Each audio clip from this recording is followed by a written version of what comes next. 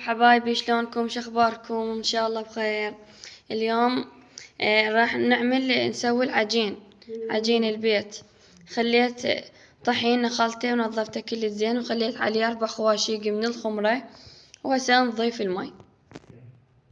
هسه حبايبي عجنته كل زين بهاي الطريقة هيجي، بس يعني ما ضفت عليه كلش ماء. هسه راح اخلي ملح حسب الرغبة.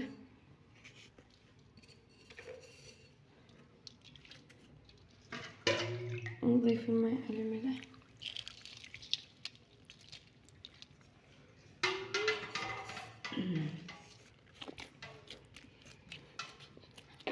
هيك وتقلبوه. ما اقدر اصور، انا اصور بيد وحده حبايبي. هسه حبايبي قلبت بهاي الطريقة، ظلوا تحجنوا بيه.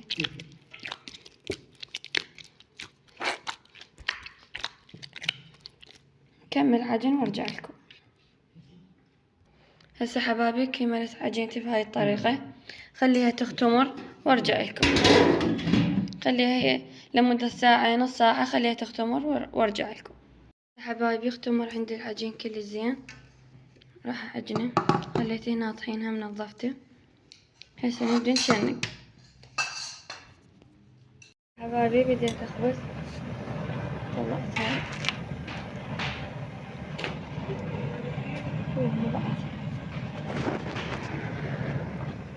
حبايبي جاي اطلع.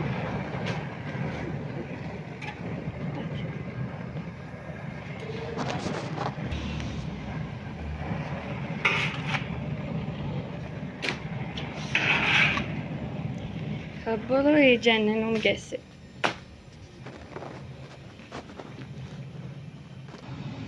سادة البنات، جاي اخبز الطعم والتقسب. احنا نحبه هيك مقسب، يعني اكو عالم تحبه يعني مو كلش هيك مقسب، بس احنا نحبه هيك. يخبز، انا والله احب اخبز، اتسلى بالخبز. وهذا ترى طحين الحصة بنات، خبوله ويجنن. حبايبي كملت خبز، صار يخبو، شوفوا يجنن ومقسي كلش يخب. والله وسهمكم العافية ان شاء الله. شوفوا هالجمال هذا،